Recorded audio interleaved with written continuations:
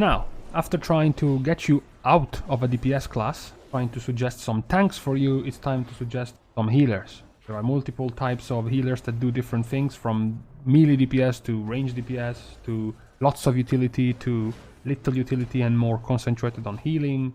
You have healers that can heal on the move. There are more stationary healers with hard cast abilities. So let's see if we can find the right healer for you. Okay, listen, I can go and play healer, but I still enjoy doing DPS and having my DPS rotation and doing damage, seeing the numbers. It's cool to me. Okay, if you want to do that, then you can go Paladin and Priest. Now, Druids also have pretty good DPS, but Paladin and Priest have it in their core rotation. It's part of their healing process. So if you want to DPS while healing and use it as your main source of healing with Crusader Strike and Judgment as a Paladin, or all sorts of damaging abilities for Priest, Penance, Shadow of Pain, Mind Blast, Power of Solace, all of that, you can just go Paladin and Priest. You will be doing DPS as a healer in your core rotation, or you can pretend you are DPSing and not really healing. No, but wait, I actually don't want to do DPS. You know, I come from 2005.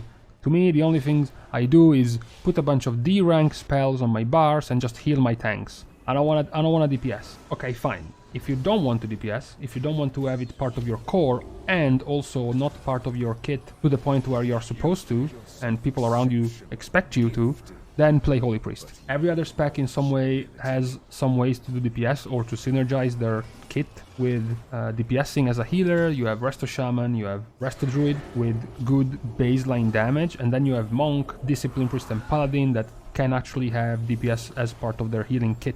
But Holy Priest has got nothing. They got one Holy Word. At best, they can go for one Legendary to synergize their DPS Holy Word in healing, but really nobody expects you to. Okay, you're not gonna get into a Mythic Plus and people are gonna expect you to do some damage as a Holy Priest because you've got none. You don't wanna do damage, you go Holy Priest.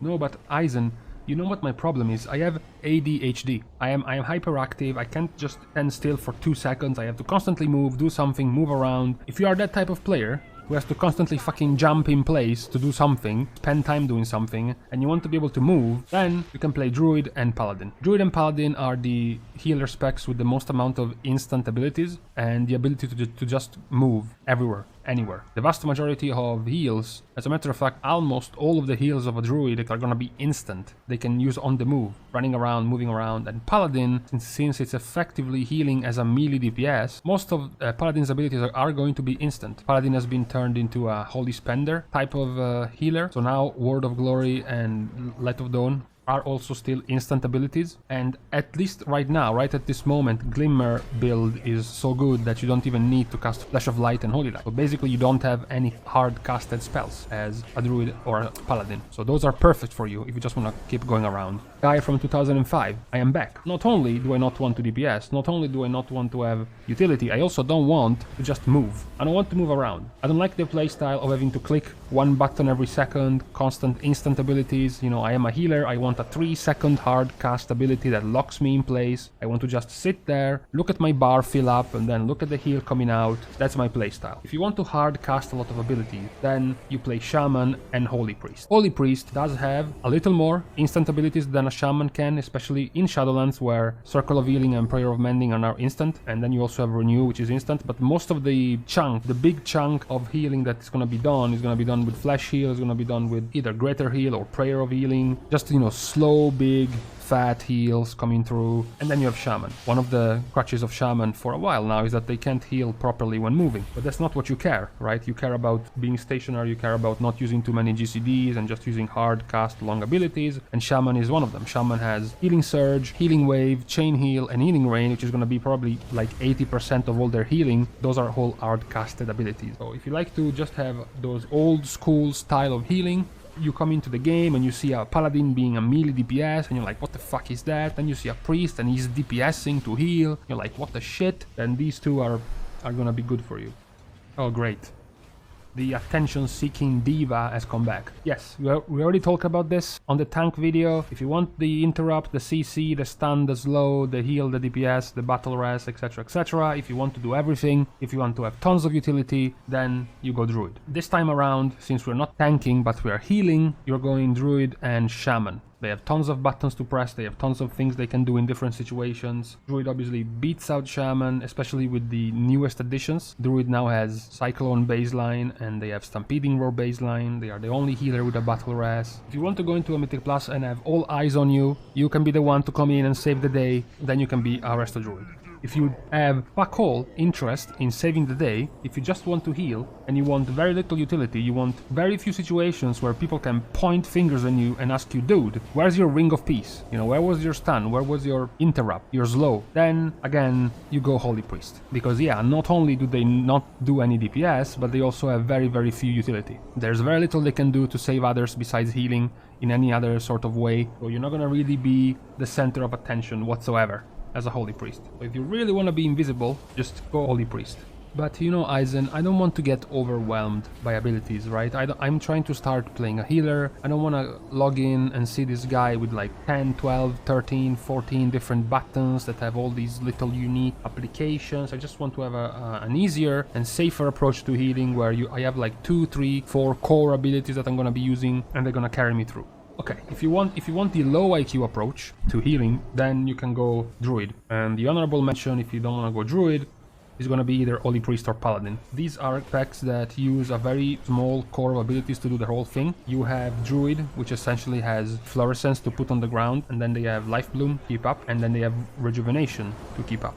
Every once in a while they can Wild Growth. If one player is dropping too low, they can Regrowth, but most of the time those are the abilities that they're going to be restrained to. There's not much variety. There is not this, oh, this 15-second cooldown or this another 20-second cooldown and a 17-second cooldown that I can use in all these different scenarios. Paladin is similar. It might be skewed by the Glimmer of Light build, but current version, you go in melee range, you have Crusader Strike, you have Judgment, you dump your Holy Power with Word of Glory, and then you Holy Shock on cooldown. That's 4 buttons. You really don't have much else if you don't want to. That's the entire core. How about the opposite though?